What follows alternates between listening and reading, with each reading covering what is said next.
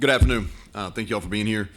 We'll wrap up Penn State and then look forward to our home opener versus Duquesne on Saturday night. Lost to a good football team. Tough environment on Saturday night. Had chances. Disappointed because it just doesn't align for you like that. You're playing number 17 on the road. On national television, and it's a great opportunity, and I'm not sure when the next time that we'll have that as a program. It's a 2-game home and home, and that's it. And so we had our chances, didn't take advantage. Have to play better team football. And our plan was we get this in the fourth quarter with one score. We felt really good about our chances to win. And into half is 14-7. We get a good stop defensively. They miss a field goal. We get the ball back offensively. 2 minutes to go, with a chance to tie the game up. We don't get it done. 3 and out on a third down play that was there, and then we come back. First drive of the second half, play our best defensive series of the game. 3 and out, get the ball. We hit an explosive run on the second play from scrimmage, and then have our only procedure penalty of the night. And we were going to have the ball, I think, 1st and 10, right around the -45, and gets called back. End up having to punt. We shank the punt, and then they make it 21-7. Stays 21-7. We're in the third quarter. We have a really good drive, productive drive. I think we got it 2nd and 7, right around the 30-yard line going in. Chance to make it a one-score game. We have a missed assignment on the outside, have a tackle for loss. 2 incompletions, had a chance to, on a touchdown, probably Garrett's best throw of the night on a touchdown in the end zone, don't make it. But had that opportunity to make it 21-14 in the fourth there too. So just kind of sour taste. We had some chances. Didn't feel like we were outmanned. Didn't feel like the environment got to us. I didn't feel like the moment was too big for us. We just didn't make enough plays that you got to make to be able to win those type of games. And so kind of give you a look at each phase. Special teams, I'll hit the good and the things we got to improve on. Good, we net punted 42.5. I thought our coverage was excellent. We run well. And I thought you saw that when we got down. We had 2 inside the 20. Thought our kickoff team, that's a group that's been pretty good on kickoff return. They brought one out, and we tackled it on the 18-yard line. And then our field goal block team was really good. The kid missed 2, but we affected. We had some push. Really should have blocked one of the extra points. We got to get better on the shank punt. That was at a critical time. And Ollie's really good. You can tell by his net punt, but he mishit that one. And then missed opportunity to change the game on a block punt.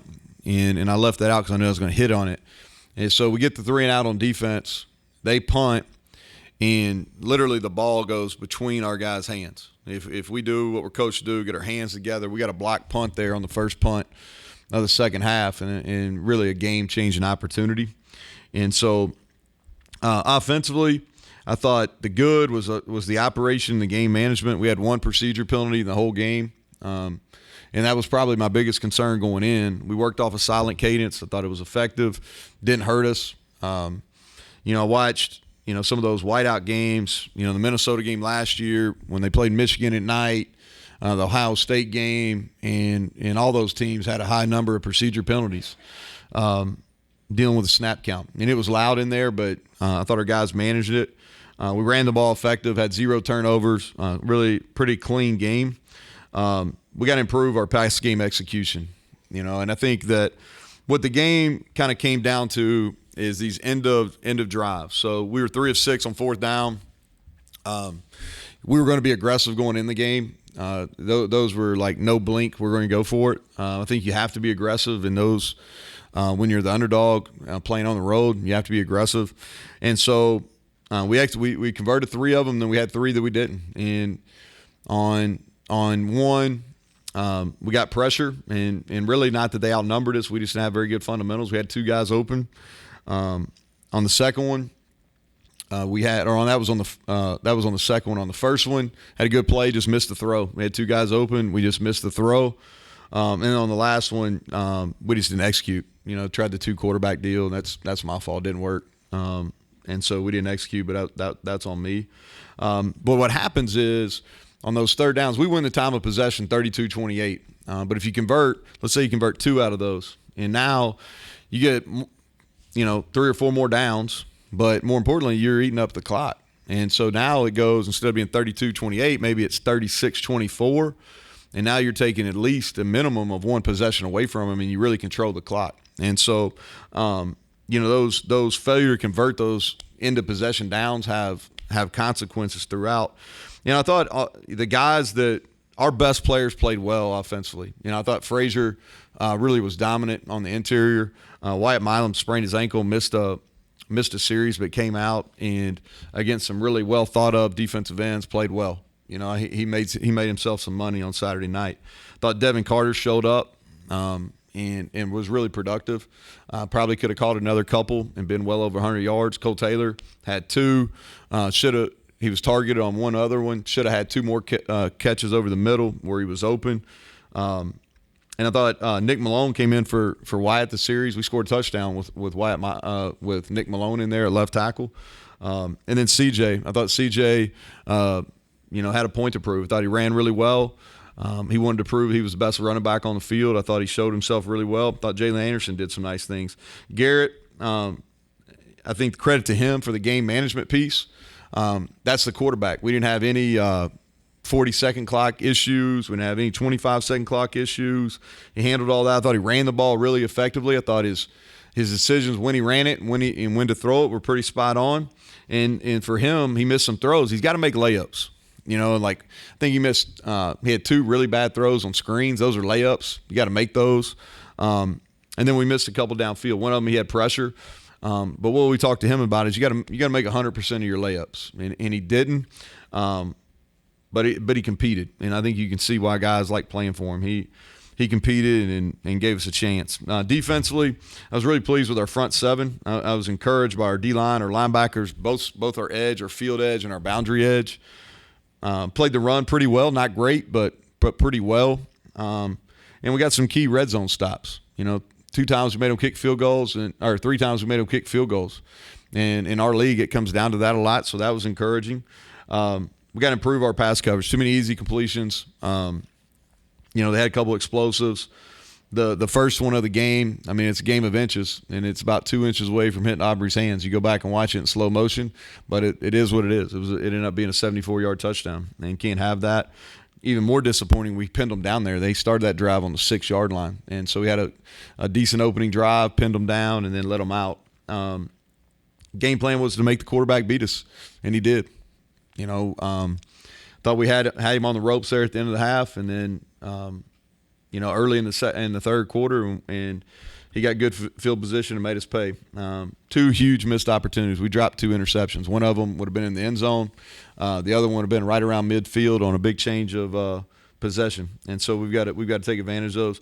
Thought these guys played well. Sean Martin, again, going against 2 tackles, one of them a top 12 pick, and I thought he showed himself really well. And I say the same thing about him that I said about Wyatt Milam. They're going to click on that tape because who he was going against, and he fared really well. And so happy for him.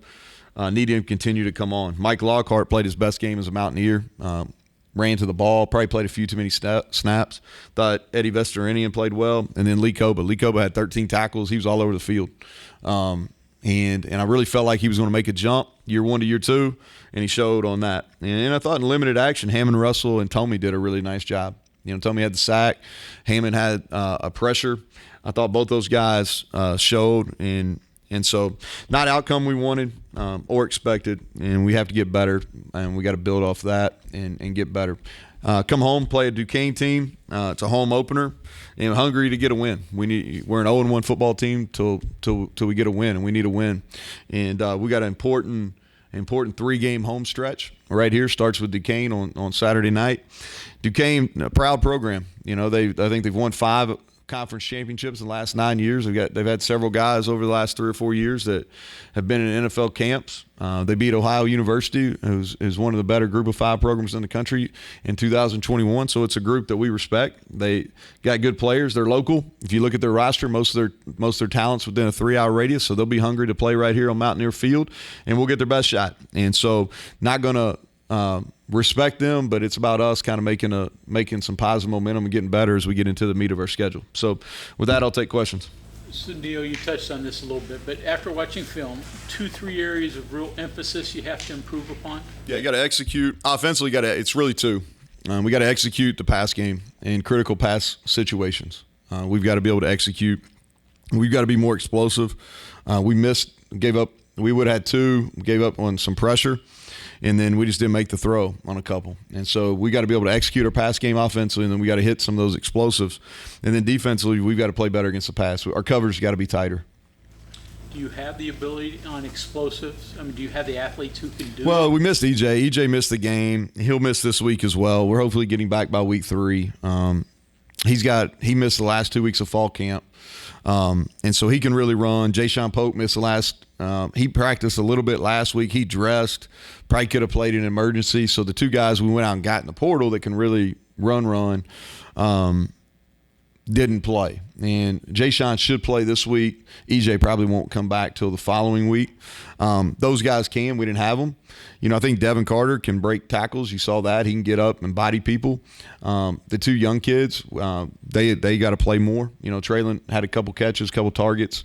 He had the big drop. We got to get him and Rodney a little bit more involved. Jaheim White was out. He didn't practice all week. He was out there today. Hopefully he'll be full go tomorrow. We've talked about this with everybody actually today. I know you talked about the schedule before, but what are your thoughts, and I guess what even is the difference for you of starting off the season big-time game, then FCS, versus would you rather have the FCS be the first game and then, say, Penn State game 2?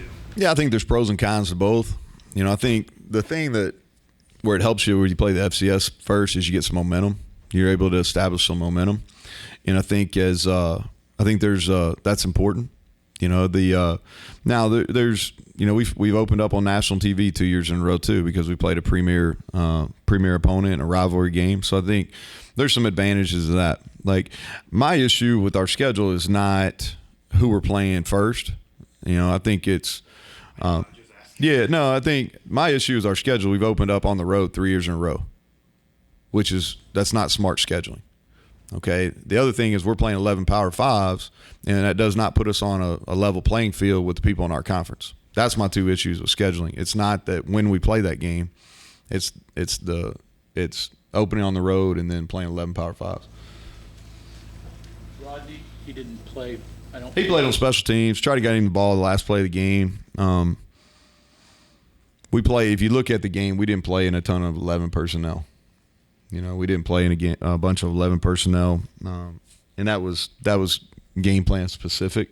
I don't think that's who we'll be as we continue moving forward. Felt like that's who we needed to be versus them. Our whole plan is we felt really good if we get it in the fourth quarter, and we ran the ball good. I think we left some yardage out there. I think we ended up having 170. I felt like we could rush for over 200 versus those guys, and we left some plays out there. But he'll play more moving forward. He's going to play. In retrospect, maybe should have used him a little bit more in that game. Preston played primarily those snaps at that slot receiver. But Rod will play. He'll play this week, and if he produces, he'll play more as the year goes. Overall participation, I counted low 50s. Is that what you wanted going into the game, or do you want to play more? No, I think that's about right. We played where we're rotating, D lineman. We played a good bit of those guys. Maybe we would have liked to get another linebacker in the game. It's a tough ask to go play there, for the first game. I think you've heard me say this before, John. I think you don't want to play people before they're ready, because if you do, some of that has ramifications down the road. And so, probably would have liked to play another linebacker. Offensively, the two receivers, Traylon played a decent number of snaps. Probably needed to play Rod more. The objective this week is to play a lot of guys. Well, the objective is to win. That's the first objective. We need to get to 1-1 and get it even. So that's the first objective, and continue to play clean football. We got to get better in the areas that we're going to focus on, which we've already talked about in depth, which is throwing the football, offensively, especially in key situations, 3rd, 4th downs. And then on defense, we got to play the pass better. I think that's all tied together. You got to do a better job with our rush, and then we got to play tighter coverage. So those are points of emphasis where we got to get better. And the hope is that we can play more people, and it's going to be warm. It's going to be warm all week. And so we got to be careful how we practice. And we got to have more bodies ready just because of the heat and humidity that's going to be on Saturday. You talked about these rivalry or regional games being important. Do you think you'll see that even with the FCS team? No, it's good. I think we should play an FCS game. I think that this is my opinion on the FCS game. So I finished my career playing FCS. I started my coaching career coaching FCS football. And so I think the more schools that play football, the better. And Bob asked me a question a couple weeks ago, and I went on a kind of a monologue about football. So I think it's really important that we continue to play, whether it's D3, D2, FCS, Group of 5, so on. And why I think these FCS games are really important is because this game for Duquesne it's very important for FCS programs to play Power 5 and get payouts, so they can continue to finance their program. And so the other thing is I think it's really important is you give yourself an opportunity to play some people. If the game goes in a direction, in a certain direction, you give yourself an opportunity to play. And there's a lot of work that goes into this thing. There's 12 months a year. These guys, and redshirting's hard, and you still have some guys redshirting. Your walk-on program's critical to success, and guys need opportunities to go out and play. And so they provide those opportunities as well. And so I think they're important. If we're going to play these games, I think it makes sense to do it regionally. It's much more like Duquesne's going to take a lot more home out of this one because it's a bus tour. They don't have to worry about it. They don't have to worry about a flight or anything like that. They've been to Hawaii, they've been to Florida State. Those are good. Those are good money games, I'm sure. But at the same time, there's a lot of cost associated where there's not. I think we got a game with St. Francis. They're not very far away. A lot of these games, JMU, we played them and they drove. When they were FCS. So I think it makes a lot of sense to play these games regionally. I think it'll be cool for the guys on that team because if you look at their roster, there's a ton of guys within a 3 or 4 hour radius playing for them, and they're going to be excited about getting and playing here against West Virginia. Curious your thoughts on the rub play, and you're watching games throughout the week. There seems to be a lot more blocking downfield on downfield passings. What was your thoughts on what happened Saturday and overall? Yeah, I think officiating across the country is trying to do a better job of officiating offensive pass interference. What is hard is how these guys are trained, their keys and where their eyes go. It's hard to see it because their eyes don't necessarily go. It has to be really obvious. If it's out in space, like you'll see some things down on the goal line where they're really rubs, where they're intentional about it. But out in the open field, nobody's keys are right on that, so it gets missed a good bit. And there's some that are better than the others. I think the ones you got to be careful of are the ones that are egregious, that are literally, a guy runs in and like stops his momentum. If he kind of rips through the defender, I think you're going to get away with those just because it's hard to call. But if you stop, or I'll tell you where it gets really hairy, and this is where you can use replay sometimes, is a lot of these screen passes, they're going to give you about a yard of little gray area, but what we got to clean up is some of these that are down the field, 2, 3, 4 yards down the field, and they're not getting called. I think that's where we got to be careful. You lose a game, you hear all the time, something to learn from, and you learn a lot from it. What do you learn from losing games? And is that, are you talking more a moral thing about that, about the complexion of the team rather than technical stuff? Well, I think you learn something from every game. You'd rather not learn from losing. So I think sometimes that's the spin you make on it. But you'd rather not learn from losing. You can learn from every game. I think if you're going to ask what we learned about ourselves is, I think our really good players are really good. And I felt like that through preseason camp. And then when you go out and watch, our top players play against their top players, we won a good amount of those battles. So you learn that. I thought you learned that our guys are going to compete, and I think you learned where we got to make improvement. and you think where you may be a little bit weak, or where you maybe not be as good as where you want to be, but until it goes out and shows up on game film, you're really not sure. So we learned a good deal. We learned some positives, we learned some negatives, and we were on the losing end. But I think you can learn lessons from winning too. You guys played a lot of DBs, cornerbacks in the game. Jacoby Spells, is he? He played on special teams. He just, those other guys were ahead of him. He'll get some opportunities this week.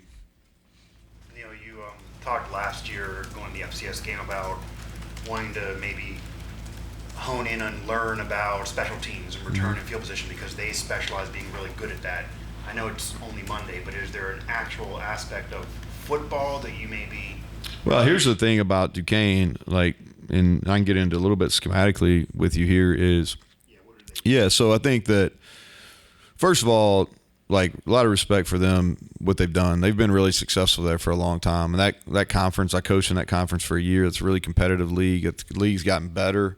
They were reduced scholarship, non-scholarship. Now they went reduced, and now they're funded. And that league's been effective in the FCS playoffs, and it's really gotten better. Defensively, this is going to be, from what they do, it's going to be a challenge because they're so multiple and they're high pressure. They mix up 4 down, 3 down fronts. They give you about every front look that you can draw up.